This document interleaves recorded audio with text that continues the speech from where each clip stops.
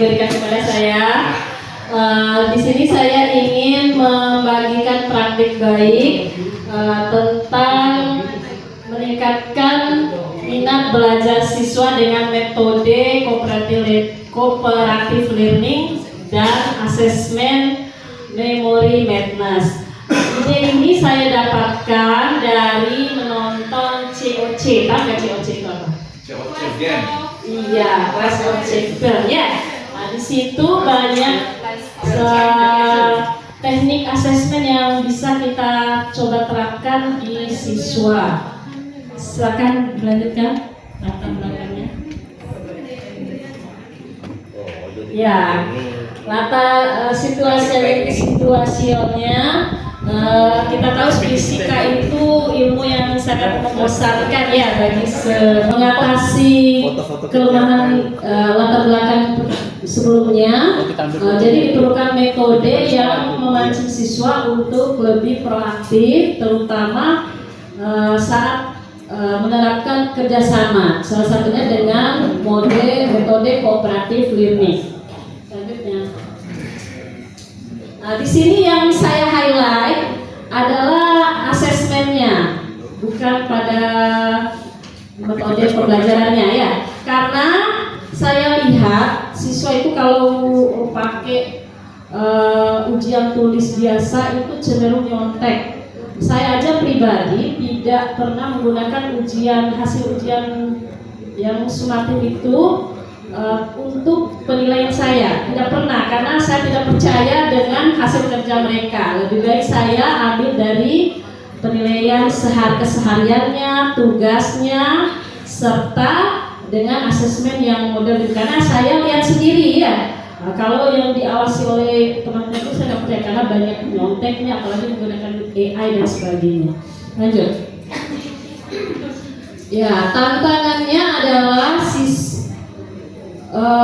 banyak strategi yang belum memetakan karakteristik siswa, kemudian banyak siswa yang tidak mampu memahami arahan dalam LKPD, kemudian terkendala waktu dan antusiasme siswa yang naik turun ya, terutama dipengaruhi oleh mood. Apalagi sekarang ini SMA 2 itu kan 2 shift tuh. Kami kebetulan mengajar shift siang, jadi keadaan cuaca, gerah dan sebagainya itu juga sangat mempengaruhi mood siswa dalam KBM. Lanjut.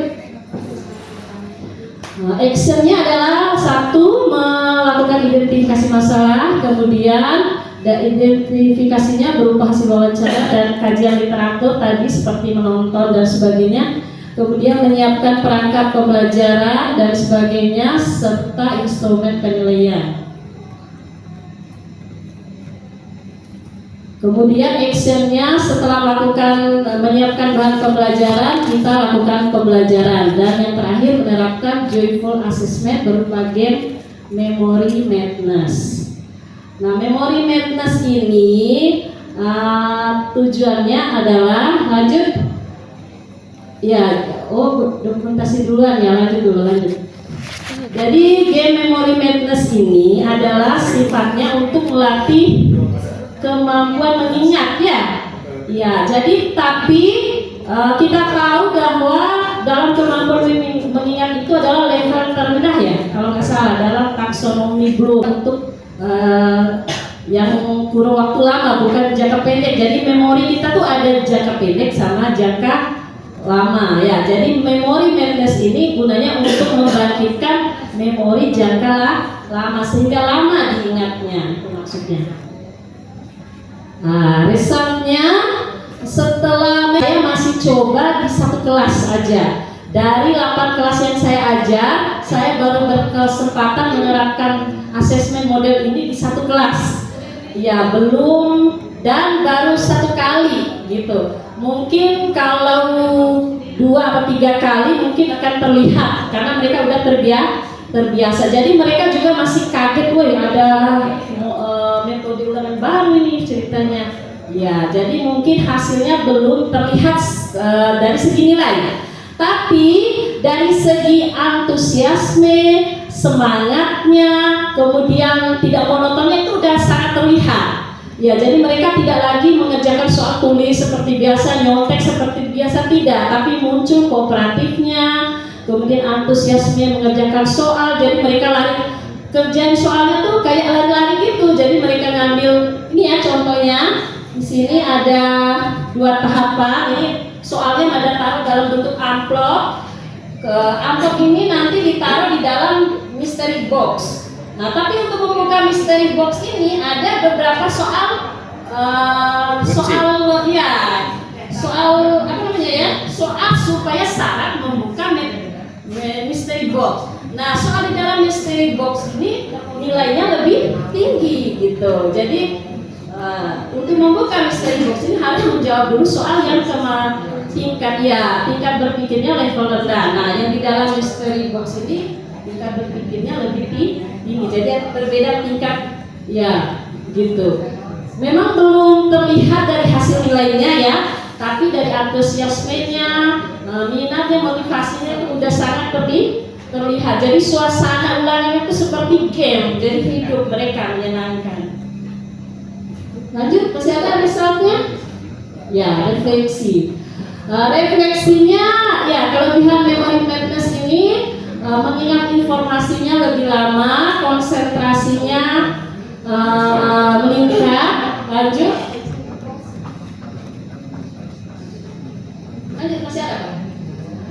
Ya, kalau kekurangannya ya ini kurang cocok untuk yang kompleks. Jadi yang kok bisa kayak yang kompleks ya. Jadi ada soal-soal yang panjang itu ya, yang misalnya dalam fisika itu kan misalnya untuk mencari ini kan harus cari ini dulu, ada beberapa langkah kan.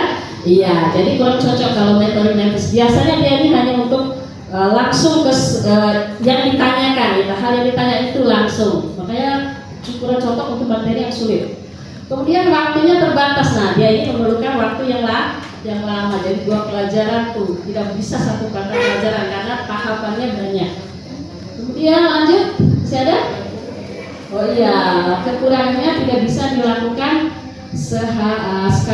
berulang kali, jadi hanya satu kali. Nah, saya coba di sini supaya nanti untuk yang lain saya akan cari lagi, berniat untuk mencari lagi teknik asesmen yang lain ya.